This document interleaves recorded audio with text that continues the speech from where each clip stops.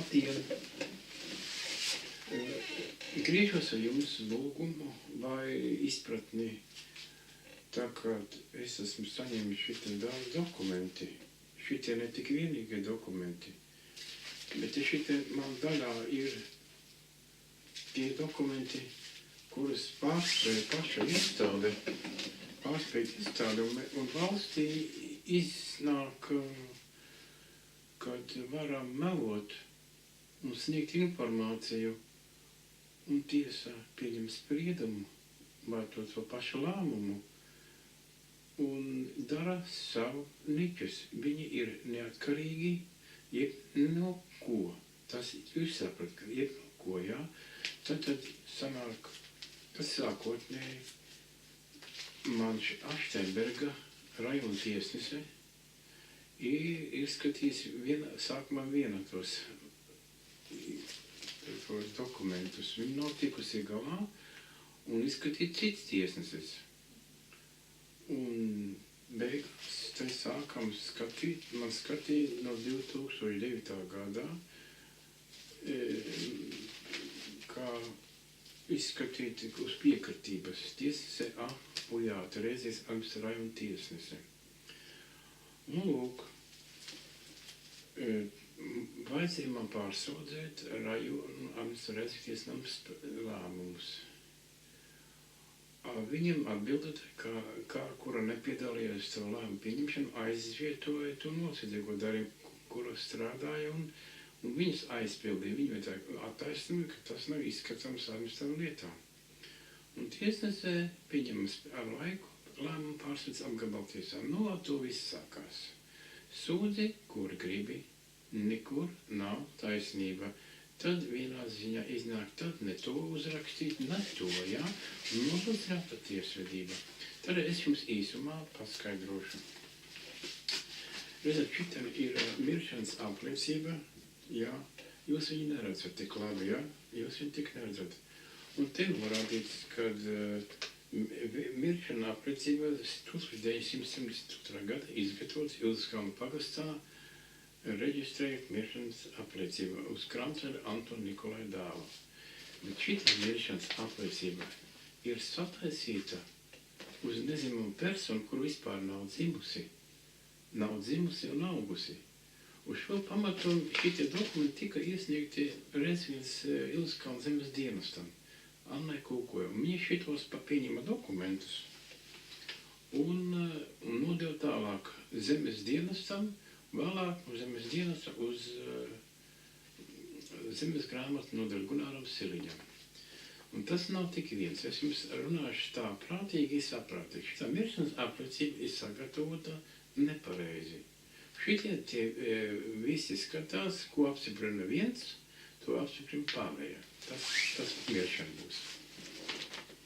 Tagad, lai mēs zinātu notikušo, redzat, šeit ir manējā vecās mātes tēva dzimšanā, kur viņam ir, un kāda vecmātes meita ir bijusi šī dokumentiņā, jā. Es viņus saņēmu 1996. gadā. Un šitie dokumenti oriģināli, jā. Bet kā jūs domājat, vai šito dokumentus var atzīt valsts, vai iestāde neatzīs dokumentu, un izvairoties no atbildības? Šie dokumenti ļoti prātīgi ir. Tātad, te arī saņems dokumentiņš, iesniegumiņš, ko rakstīja nezinu kāda persona, vai no pagasta rūkraka rakstīja, bet skaisti atrakstīts. Ir saprotam tā, iesniegums lūdzu piešķirt par zemes Sāģes tēva dzīvojušā mājas, Kranslavas, tas ir tā, es drusku tā, ka viņš runās iesniegumu, lai viņam piešķir no tēva zemes īpašumu. Tā kā tā māsa rakstīja, jā. Un 1901. gada jūlijā it kā viņš parakstīs, bet tas iesniegums rakstīt tieši 96. gadā. Kā var 91. rakstīt iesniegumu, ka viņai tie dokumenti nebija iesniegti. Tagad reku Krancam Veneranda. Viņa ir dzimšanas apliecība, viņa ir Alpona meita. Un viņa dzimusi 1928. gadā, 23. februārī, ja? Makašana pagasts Pirmsāģa, vecā Krancans Izabela. Tātad šitan ir pareizi dokumentiņi, ja? Ite no Ludzas dzimtsrakstās pilsētas nodaļas dokumentiņš. Un tagad šitas Kranceļa Nikolaja Antona dēls uzrakstījis tēvam miršanu, ka viņš ir dzimis 1888. gadā, un kā tie dokumenti tiek pieņemti, mēs to nezinām. Kā valsts apgādībā tiek dokumenti arķīvos veidoti, ziņotājs nodod informāciju, tiek piepildīti un uzskatīt tālāk. Un tā, kad iznāk tā, kā nesaprotama veidā vienam piezīst tos dokumentus, otram tālus piezīst. Tos, kas manējos, tos neatzīs, lai es pierādu viņu radniecību, tikam notarmosiet, man ir lēmumi. Tam tika izlaists viss un apstiprināts, un neviena tiesā neviens nevēlas izskatīt vai atcelt lēmumu. Norada savus argumentus. Ja? Tagad te ir vecās mātes īstais tēvs, kurš ir miris 1928. gadā. Dzīvē ir bijis rupja kļūda, kad vecā māte ir bijusi viņas meita. Tas ir Krancas Antona Jākapa dēls, ir bijis no pirmās laulības dēls, kas arī pats bija izveidojis ģimeni atsevišķu. Ja? Un piedzīvoja savu ģimenes locekļus. Un pēc tam viņš vēl sagāja ar manu vecās mātes māti. Un te nekur nav minēts. Un līdz ar to tur ir mehānācijas gan bijis no tēva puses, no viņa dēla Alpona, kas pārvedusi par Nikolaju. Un šitas arī piedzīvojas divas bērnas, vecumāti un Krancela Kazimieru, ja? No māsas. Un vienā arķīvā nav redzams, ka šitas te būtu viņas tēvs. Tas nedrīkstēja sarakstīt nevienus, nedrīkst sarakstīt tamā laikā brālis un brāļi no bērniem. Un abi divi nepat rakstīt.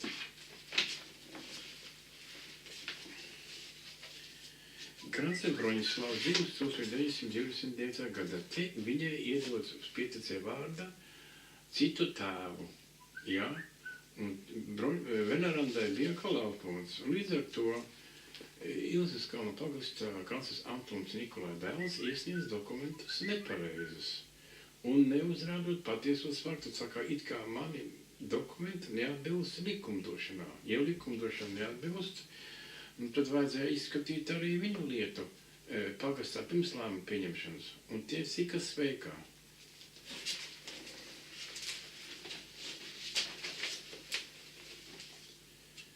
Te ir no valsts vēstures arhīvs īsto dzimšanas apliecība Krancas Alpons Antona dēls. Šeit ir īstenībā, īstie vārdi. Viņam kāds bija dzimšanas reģistrs, viņam nekāds nebija mainījies. Neviens, nekas. Jau 1928. gadā viņš jau tiesā jau malojis, ka viņš manto no tēva zemes īpašumu, ja? Ka viņš var šitas nav, bet jau cita persona. Un to Ilzes kalna pagasts pārvalda palaida vēsā garām nieku man karības nolūkos viņas brālis, Juris Redzgals nopirka īpašumu no Krancela Antona paklusam un aizturot man tiesas spriedumu 1998. gadā. Lūk, tautas skaitīšana. Redzi, kā fiktīvi pāriet uz citām lapām, kas redzam šie visi Nikolai bērni. Visi Nikolai. Un līdz ar to, ka Nikolai bērni tad piedara, man kā viņi ir sveši. Man bija galvenais bija pierādīt ar otrās laulības radniecību. Bet izrādās, kad tiešām sākotnēji man nebija saprotam, kā var dokumentus rakstīt Ilzes kalna pagastā uzskaists vedis, un viņam, ko diktē, to raksta. Un brīnamies, kāpēc kļūdas nonākuši. Tāpat dzimšanas raksta nodaļu Ilzuskam pagastā, Gailuma pagastā, jā, kur es biju. Un tur tāpat ir pierakstījuši, kā diktē tā raksta. Un kādi brīnumi var būt mūsu valstī, kad visi nezinīši strādā savā amatā. Optimisti cilvēki, kuri zinoši strādoši godīgi, izrādās negodīgi cilvēki. Varat ticēt, varat neticēt, tā viņš ir. Un es jums vēl pateikšu, kā jūs domājat tagad? Veco māte, mana Juciņa Anna, ir dzimusi Jēkabmeita, un viņas tas mātes brālis arī Jēkaba dēls. Tad ir vecā māte Jēkabmeita un Krancels Antons Jēkaba dēls. Par to, kad šitam Krancels Antoniekam dēls ir dēls pats Krancels Jēkaba dēls. Un pie pirmās laulības dēls ir piedzīvojis šo meitu no pusmās. Un viņa rakstījies, ka viņa Jēkaba meita. Un viņam tēvs Krancels Antons Jēkaba dēls jau bija miris, jā, kad šis piedzīvoja 1903. Gada veco māti. Un arī Kazimir piedzīvoja, jau tēvs, jau viņam bija sieva, otrās ne šito sieva, bet tēva otrā sieva palika jaunā bērniem. Un jau vecīkais bija miris, viņa tēvs pats. Un tagad, lai mēs to visu pateiktu taisnību jums, kad tiem visiem apstākļiem, kas veidoti pret darbību vai pret likumiski, ir iznācis pavisam sašķobējies, kad Saeimai dod iespēju likumdošanu mainīt savus likumus, bet kā pareizi tirkojamies, tāpat kā ar preci. Valstī maksājam nodokli, bet nekā uz priekšanu neiet. Tiesnesis labu zinoša, labi likumdošanā zina, viņi nevēlas izskatīt, ko iestādes rīcība ir izdarīta. Un viņi tos visus liek pārsūdzēt. Viss velti. Raksti augstākās tiesas senātam. Viss par velti. Tā ir likumā norādīts. Ja gadienā tagad es sūdzu iekšā, ja policija iesniegs prokuratūrai dokumentus, un prokuratūra to pašu atteiks. Līdz virs prokuratūram. Un tad ir nāk liela ķimerēšana. Naudu maksā, bet nekas uz priekšā neiet, atvainojas. Līdz ar to mums ir bijis birokrātija reformas laikā, kad vienam pieņem uz ātru roku, otram nekā. Piemēram, viņš dzīvo savā pagastā, es dzīvo citā pagastā. Nu, tāda politika. Ja katrs mēs darīsim ar egoistam darbībām, nekas mums dzīvē neplauks un nezels. Jo tāpat ģimenē ir mātes, kuras strādā līdz šim. Piemēram, Elvīra Pizāna, Rēzekņu pašvaldība. Viņai jāstrādā savā Rēzekņu pašvaldībā. Viņai gribot visi jārakstā. Švarts, ko dara pats Smaida? Viņiem griezies tiesā. Iegriezies tiesā, bet kāpēc Švarca kungs dod iespēju pilnvaru izrakstīt no savas juristē, lai viņa aizstāv to negodīgos blēžus. Tā līdzi mēs dzīvojam valstī, kurai ir bijis ne tā dzīves jēga vai likumdošana nepareiza. Es saprotu, ka nekur nav taisnības, ka tikai dūrē ir taisnība. Ja ir kāds man cilvēks, kas man varētu aizstāvēt, man ir visi dokumenti, pilnībā jā, bet tie dokumenti izgājuši secen, pilnīgi tie, kur dokumenti man viņi vēl nebija, man tie bija savējie, bet man jāpierāda bija viņa radniecība. Godīgi sakot, es pats to, man radniecība tomēr bija. Tikai iztrūka viens papīrs, ka Ilze ir Annē māte. Tas tikai, bet tas papīrs nav. Bet arī es aizrakstīju uz Rīgu, valsts vēstures arhīvu, uzrakstīts ģenetisko radniecību, un kas tur atklājās? Atklājās, kā es jums jau tikko nesen minēju, ka abas laulības, viņam bija abas laulības. No manas puses vecmāmiņai mātes tēvam bija otrā laulība. Un šis likums bija sāprecējies. Nu, viņam vēl bija mazdēls, kas kādsās Alfons. Un tas pats mazdēls spekulēja ar īpašumiem un it kā jau pārņēmis jau viņu tēvs, jo tēvs nepats rakstīt, bet viņš to mazdēls visu veicināja, ka viņš manto no tēva. Interesanti, ja viņš manto no tēva. Otrās mantinieki nemantoja.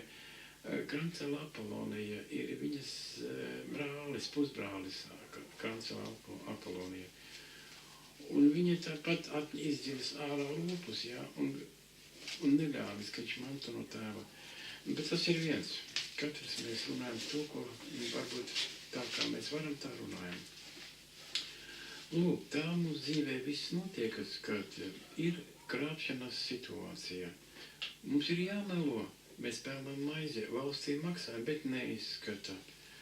Un tagad policija savāca visu dokumentus, pierādījums, kāpēc Anna Kūkoja Ilskā un Paklastā pieņēma dokumentus. Viņa paskaidroja, kādu man iedeva, tāda es parakstīju, bet interesanti, kā tu pieņēmi lēmumu, kādi dokumenti pirms tā vēl iztrūk, un kāpēc man būtu viņa vietā jāmeklē vēl pierādījumu. Nu, kad jau man pierādījumi bija, tad jau par vēlu. Neviena tiesa neizskata krimināllieta. Krimināllieta jādod prokuratūrām, un ja prokuratūra atsats, un atkal viss sākās no jauna ķēdīte. Nu, iznāk tā, kad kur ir gudrāks, tas veiklis tiek cauri. Es domāju tā, ja tas cilvēks strādā līdz šim, un viņš strādā Anna Kūkoja, viņi tāpat darīs to, ko tā kā šitā, bet mazliet savādāk.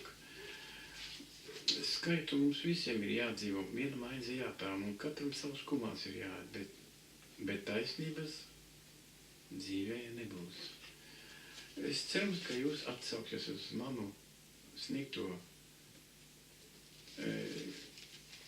jautājumu vai mutiskā ierakstā, kas noticies pašlaik, jo tagad līdz šim nekas neiet uz priekšu. Cerams, ka kāds pievērsies uzmanību un palīdzies man. Man ir viegli atrast draugos Mārtiņš Jurciņš. Es domāju, ka nevienam rokas neatkritīs. Ja kādam cilvēkam ir saprotošs sirsnīgs, tas cilvēks palīdzies.